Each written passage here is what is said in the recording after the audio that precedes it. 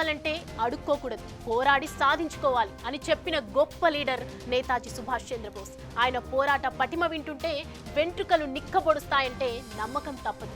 ఎక్కడున్నామన్నది కాదు, స్వాతంత్రం తెచ్చామా లేదా అన్నదే ముఖ్యమనే విధంగా ప్లాన్ చేసిన నాయకుడు. దేశం బయట ఉండి కూడా బ్రిటిష్ వారికి చెమటలు పట్టించిన నేత నేతాజీ. ఇంతటి గొప్ప జాతీయ నాయకుడి జయంతిని పురస్కరించుకొని జనవరి 23న పరాక్రమ్ దివాస్ గా జరుపుకుంటున్నాము అంటే ఈ గౌరవం సరిపోతుందా? నేతాజీకి మనం ఇవ్వాల్సిన నివాళి ఇదేనా?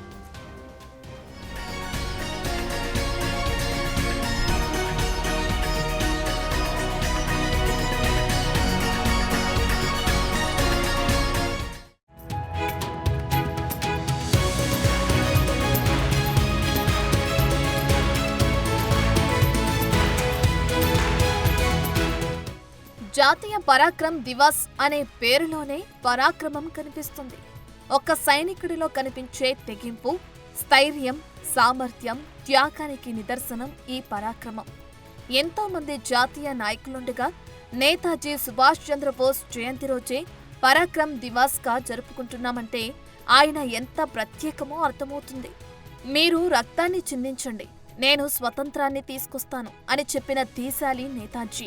ఎక్కడున్నామన్నది కాదు, బ్రిటిష్ వాళ్ళని తరిమేశామా లేదా అన్నదే ముఖ్యం అనే తీరులో నేతాజీ స్వతంత్ర పోరాటం నడిచింది.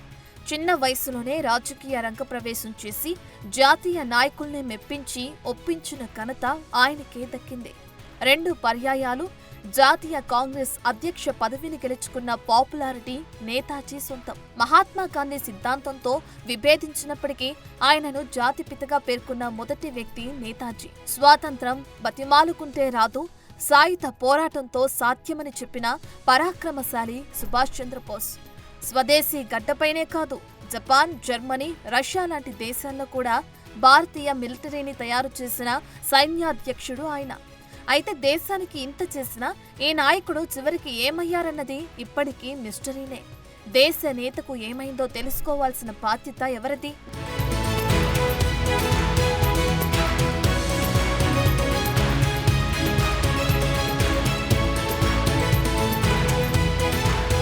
నేతాజీ సుభాష్ చంద్రబోస్ జయంతిని అధికారికంగా పరాక్రమ్ దివస్ అని పిలుచుకుంటున్నాం. ఆయన అజంచలమైన స్ఫూర్తిని, జాతికి చేసిన నిస్వార్థ సేవను గౌరవించడం, స్మరించుకోవటం కోసం 2021 జనవరి నుంచి పరాక్రమ్ దివస్ నిర్వహించాలని భారత ప్రభుత్వం నిర్ణయించింది.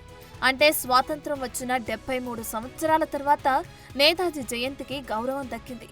దీనికి ముందు మరో 5 ఏళ్లు ముందుకు వెళితే, అంటే స్వాతంత్రం వచ్చిన 68 ఏళ్ల తర్వాత 2015లో ఆయన గురించి ప్రపంచంలో దాగున్న రహస్యాలను బయటపెట్టడానికి ప్రభుత్వం ముందుకొచ్చింది. ఆ సందర్భంగా ప్రధాని మోదీ మాట్లాడుతూ స్వాతంత్ర పోరాటంలో నేతాజీ సుభాష్ చంద్రబోస్ కృషిని వెలుగులోకి రాకుండా చూసేందుకు ప్రయత్నించారని ఆరోపించారు.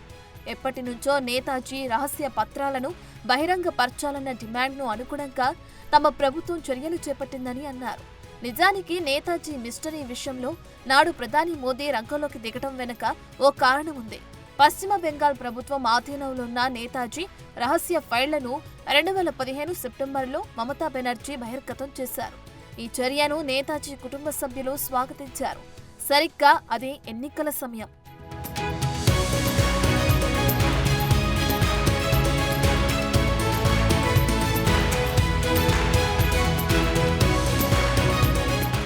మమతా బెనర్జీ నేతృత్వంలోని బెంగాల్ ప్రభుత్వం ఇచ్చిన షాక్ కి బీజేపీ నేతలు కంగుతిన్నారు. కొద్ది రోజులకే ప్రధాని మోదీ కీలక ప్రకటన చేశారు.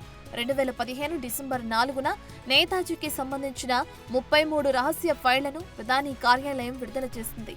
అనంతరం 2016 జనవరి 23న నేతాజీ జయంతి సందర్భంగా ప్రధాని మోదీ దాదాపు 100 రహస్య పత్రాలను బయటపెట్టారు. డిజిటల్ రూపంలో వాటిని ఢిల్లీలోని నేషనల్ ఆర్కైవ్స్ ఆఫ్ ఇండియాలో ప్రదర్శించారు. అయితే నేతాజీ ఏమయ్యారనే ప్రశ్న దశాబ్దాలు గడుస్తున్నా ఇప్పటికీ ఓ మిస్టరీగానే ఉంది. ఆయనకు సంబంధించిన రహస్య పత్రాలు 1000 వరకు ఉన్నాయన్నది చరిత్రకారులు చెబుతున్న మాట. అయితే ఇప్పటి వరకు అటు రాష్ట్ర ప్రభుత్వం, ఇటు కేంద్రం బయటపెట్టిన ఫైళ్లు మొత్తం ఇందులో సగం కూడా లేవు. సుభాష్ చంద్రబోస్ కు సంబంధించిన రహస్య పత్రాలను దశల వారీగా బయటపెడతామన్న ప్రధాని మోదీ ఆ తర్వాత 2021లో నేతాజీ జయంతిని పరాక్రమ్ దివాస్ గా ప్రకటించారు తప్ప దేశమంతా దేనికోసం డిమాండ్ చేసిందో అది మాత్రం తేలలేదు.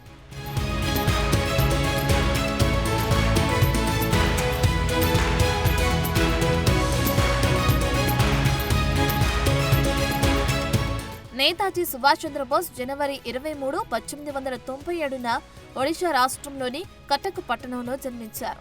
2 సార్లు భారత జాతీయ కాంగ్రెస్ కు అధ్యక్షుడిగా ఎన్నికై గాంధీతో సిద్ధాంతపరమైన అభిప్రాయ భేదాల వలన ఆ పదవికి రాజీనామా చేశారు. గాంధీ అహింసావాదం మాత్రమే స్వాతంత్ర సాధనకు సరిపోదని, పోరుబాటు కూడా ముఖ్యమని చంద్రబోస్ భావన. ఒకవైపు గాంధీజీ మొదలైన నాయకులందరూ అహింసావాదంతోనే స్వరాజ్యం సిద్ధిస్తుందని నమ్మి పోరాటం సాగిస్తే, నేతాజీ మాత్రం సాయుధ పోరాటం ద్వారా ఆంగ్లేయులను దేశం నుంచి తరిమి కొట్టొచ్చని నమ్మి అది ఆచరణలో పెట్టిన నాయకుడు. ఇండియన్ నేషనల్ ఆర్మీతో కలిసి సుభాష్ చంద్రబోస్ దేశంలో కీలక పరిణామాలకు కారకులయ్యారు. 1942లో అండమాన్ నికోబార్ దీవులను ఆక్రమించుకున్న తర్వాత అక్కడ ఆజాద్ హింద్ ప్రభుత్వం ఏర్పాటైంది. ఇండియన్ నేషనల్ ఆర్మీ స్థాపన జరిగింది. ఆ దీవులకు షహీద్, స్వరాజ్ అనే పేర్లను మార్చారు. బ్రిటిష్ ఆధీనంలో ఉన్న భారత ప్రధాన భూభాగంలో భారత జాతీయ కాంగ్రెస్ తరహాలో రూపొందించిన భారతీయ త్రివర్ణ పథకాన్ని ఈశాన్య భారతదేశంలోని మణిపూర్లోని మోయిరాంగ్ పట్టణంలో మొదటిసారిగా ఎగురవేశారు. పక్కనే ఉన్న కోహిమా, ఇంఫాల్ నగరాలను కూడా స్వాధీనం చేసుకున్నారు.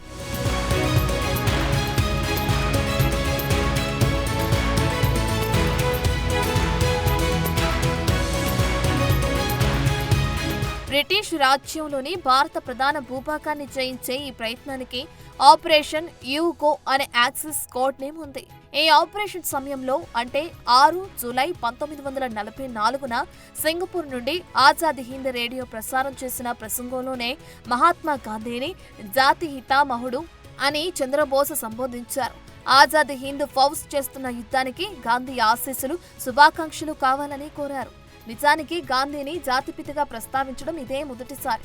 జపాన్ సైన్యంతో కలిసి చంద్రబోస్ బ్రిటిష్ ఆధీనంలోని భారత భూభాగాన్ని స్వాధీనం చేసుకోవాలని ప్రయత్నించారు. అయితే కోహిమా, ఇంఫాల్ పట్టణాలను స్వాధీనం చేసుకోవడానికి జపనీయుల సుదీర్ఘ ప్రయత్నాల వల్ల జపనీస్ వనరులు క్షీణించాయి. ఆపరేషన్ యూగో చివరికి విఫలమైంది. ఈ 2 పట్టణాలపై అనేక నెలల పాటు జపనీయుల దాడి కారణంగా కామన్వెల్త్ దళాలు పట్టణాల్లో స్థిరపడ్డాయి. కామన్వెల్త్ దళాలు అప్పుడు ఎదురుదాడి చేశాయి. యాక్సిస్ నేతృత్వంలోని దళాలకు తీవ్రమైన నష్టాలను కలిగించాయి. తర్వాత వాళ్లు బర్మీస్ భూభాగంలోకి తిరిగి వెనక్కి వెళ్లాల్సి వచ్చింది. కోహిమా, ఇంఫాల్ యుద్ధాల్లో జపాన్ ఓటమి తర్వాత సుభాష్ చంద్రబోస్ తాత్కాలిక ప్రభుత్వ లక్ష్యం భారతదేశంలోని ప్రధాన భూభాగంలో స్థావరాన్ని స్థాపించాలనుకున్న ఆశ శాశ్వతంగా కోల్పోవాల్సి వచ్చింది.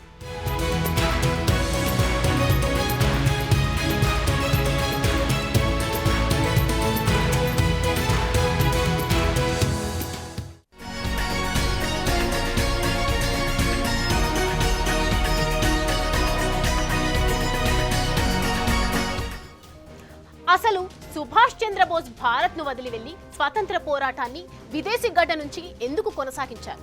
ఆయన మరణం వెనుక ఉన్న రహస్యాన్ని ఎవరు ఎందుకు బయటపెట్టలేదు? భారత ప్రభుత్వం దీనిపై ఎలాంటి ప్రయత్నాలు చేసింది? ఇందులో ఎప్పటికైనా ఏదైనా స్పష్టత వచ్చిందా?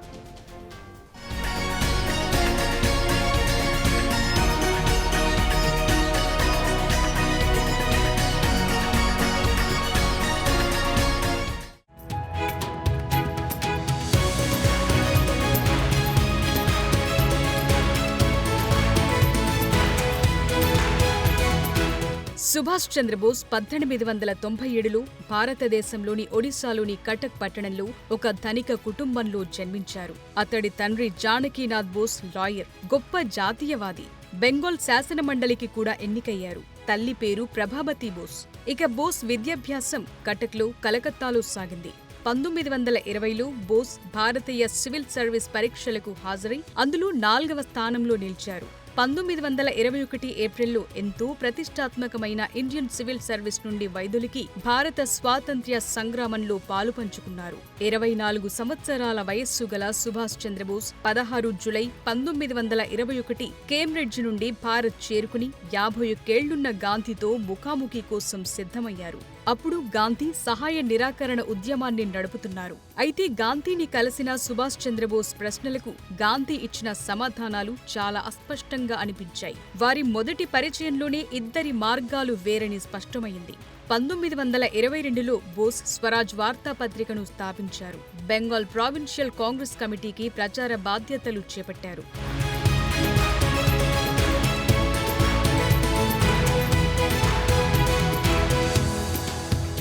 ఇక 1923లో బోస్ ఇండియన్ యూత్ కాంగ్రెస్ అధ్యక్షుడిగా మరియు బెంగాల్ స్టేట్ కాంగ్రెస్ కార్యదర్శిగా కూడా ఎన్నికయ్యారు. 1927లో జైలు నుండి విడుదలైన తరువాత బోస్ కాంగ్రెస్ పార్టీ ప్రధాన కార్యదర్శి అయ్యారు. స్వాతంత్ర్యం కోసం జవహర్లాల్ నెహ్రూతో కలిసి పనిచేశారు. 1938 నాటికి చంద్రబోస్ జాతీయ స్థాయి నాయకుడిగా మారారు. కాంగ్రెస్ అధ్యక్షుడిగా నామినేషన్ వేయటానికి అంగీకరించారు. అయితే చంద్రబోస్ ఆలోచనలు అప్పటికే చాలా స్పష్టంగా ఉన్నాయి. బ్రిటిష్ వారికి వ్యతిరేకంగా బలప్రయోగం చేసి స్వరాజ్యాన్ని స్థాపించాలని నిర్ణయించుకున్నారు.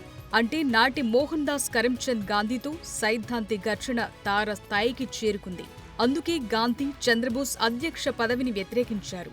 భారత జాతీయ కాంగ్రెస్ పార్టీ చీలింది. అయినా చంద్రబోస్ ఐక్యతను కొనసాగించడానికి ప్రయత్నించారు. కానీ గాంధీ తన స్వంత మంత్రివర్గాన్ని ఏర్పాటు చేసుకోవాలని చంద్రబోస్కు సలహా ఇచ్చారు.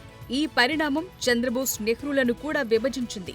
ఈ విభజనలోనే దక్షిణాది నేతల సహకారంతో చంద్రబోస్ 2 సార్లు జాతీయ కాంగ్రెస్కు అధ్యక్షుడిగా ఎంపికయ్యారు. కానీ బ్రిటిష్ వారి కట్టడి రోజురోజుకు తీవ్రమవుతూ వచ్చింది. కలకత్తాలో ఆయన ఇంటిపై సిఐడి నిఘా పెరిగింది. దాదాపు హౌస్ అరెస్టులోనే చంద్రబోస్ ఉండాల్సొచ్చింది.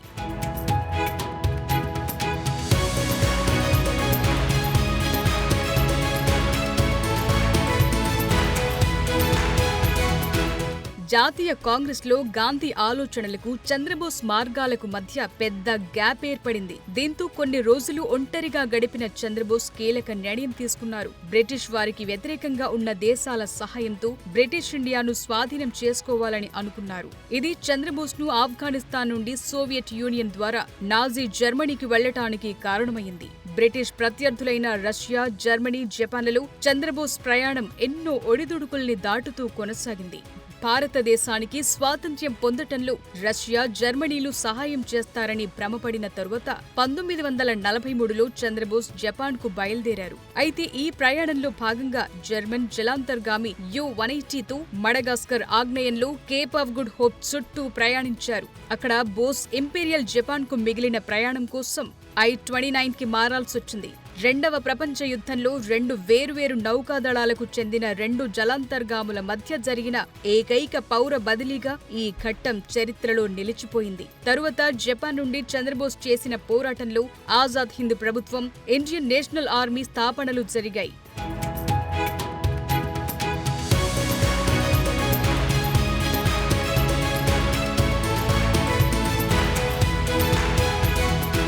ఇక Indian national Congress British Indian ఆర్మీకి వ్యతిరేకంగా బర్మిస్ భూభాగంలో కీలకమైన యుద్ధాల్లో పోరాడింది. మైక్టిలా, మాండలే, పెగు, న్యాంగు, మౌంట్ పోపాలో ముఖ్యమైన పాత్ర పోషించింది. అయితే రంగూన్ పతనంతో చంద్రబోస్ ప్రభుత్వం సమర్థవంతమైన రాజకీయ సంస్థగా నిలిచిపోయింది. బోస్ సైనిక దళాల్లో అధిక భాగం లొంగిపోయింది. మిగిలిన దళాలు బోస్తో కలిసి థాయిలాండ్కు వెళ్లాయి. రెండో ప్రపంచ యుద్ధం ముగింపులో జపాన్ లొంగిపోవటం చంద్రబోస్ సైన్యంలోని మిగిలిన వారు కూడా లొంగిపోవటానికి దారితీసింది. ఇక సుభాష్ చంద్రబోస్ 1945 ఆగస్టు 18న జపాన్ పాలనలో ఉన్న తైవాన్ మీదుగా టోక్యోకు వెళుతుండగా విమానం కూలిపోవటంతో మరణించినట్లు వార్త వచ్చింది. కానీ ఆయన శవం మాత్రం కనబడలేదు. అయితే చంద్రబోస్ మద్దతుదారుల్లో చాలా మంది, ముఖ్యంగా బెంగాల్ ప్రజలు ఆయన మరణ వార్తను అంగీకరించలేదు. ఇక చంద్రబోస్ మరణ వార్త వచ్చిన కొన్ని గంటల్లోనే కుట్ర సిద్ధాంతాలు ప్రచారం ఊపందుకున్నాయి. అలా ఆ మరణం మిస్టరీగానే మిగిలింది.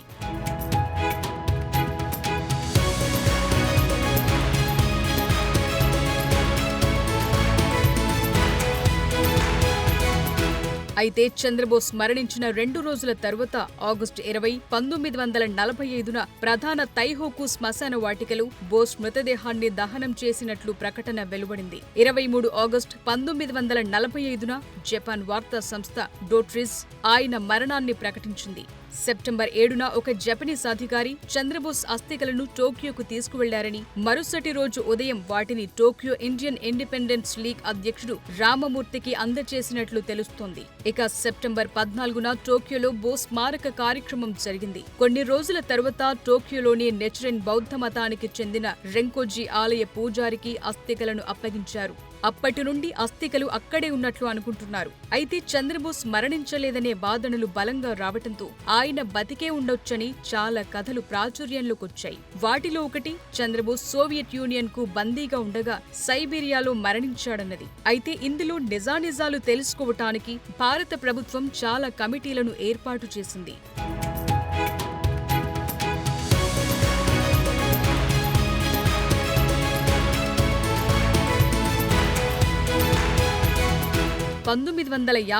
మే నెలలో 4 సభ్యులతో కూడిన షానవాజ్ కమిటీ నేతాజీ చంద్రబోస్ మరణాన్ని గురించి విచారించడానికి జపాన్కు వెళ్లింది. అప్పట్లో భారత్కు తైవాన్తో మంచి సంబంధాలు లేకపోవడంతో వారు సరిగ్గా సహకరించలేదు. కానీ 1999 నుండి 2005లో విచారణ చేపట్టిన ముఖర్జీ కమిషన్ తైవాన్ ప్రభుత్వంతో చేతులు కలిపి చంద్రబోస్ ప్రయాణిస్తున్న ఏ విమానమూ అక్కడ కూలిపోలేదని నిర్ధారణకొచ్చింది. అమెరికా ప్రభుత్వం కూడా దీన్ని సమర్థిస్తూ ఈ కమిషన్ కు లేఖ పంపింది. ఇక ఈ కమిషన్ తన నివేదికను నవంబర్ 8, 2005న భారత ప్రభుత్వానికి సమర్పించింది. దీన్ని ప్రభుత్వమే 17, 2006లో పార్లమెంటులో ప్రవేశపెట్టింది. ఈ కమిషన్ నివేదిక ప్రకారం బోస్ విమాన ప్రమాదంలో చనిపోలేదని, రెంకోజీ గుడిలో ఉన్నది ఆయన చితాభస్మం కాదని తేలింది. అయితే భారత ప్రభుత్వం మాత్రం ఈ కమిషన్ నివేదికను తిరస్కరించింది. ఇలా భారత ప్రభుత్వం వేసిన కమిటీలు నేతాజీ సన్యాసి వేషంలో ఉన్నారని వచ్చిన కథలను కూడా తవ్విచూసి ఎలాంటి ఆధారం సంపాదించలేకపోయారు. ఇక ఇప్పటికీ నేతాజీ మరణంపై స్పష్టత కోసం ప్రభుత్వం సీరియస్ గా ప్రయత్నిస్తున్న దాఖలాలు లేవు. పోనీ దశల వారీగా ఆయనకు సంబంధించిన రహస్య పత్రాలు బయటపెడతామన్న మాట కూడా అటకెక్కింది. ఇక మిగిలింది అప్పటి నుండి ఇప్పటికీ కనిపిస్తున్న అనుమానాలే.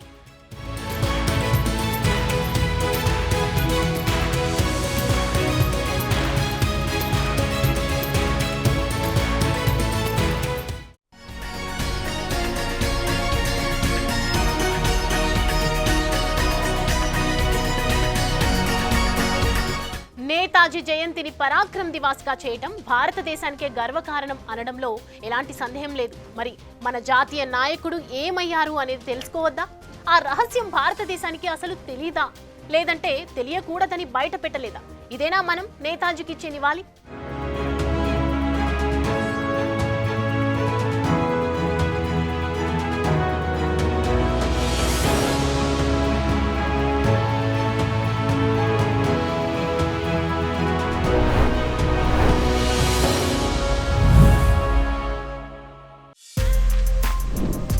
For more videos like this, subscribe Big TV channel.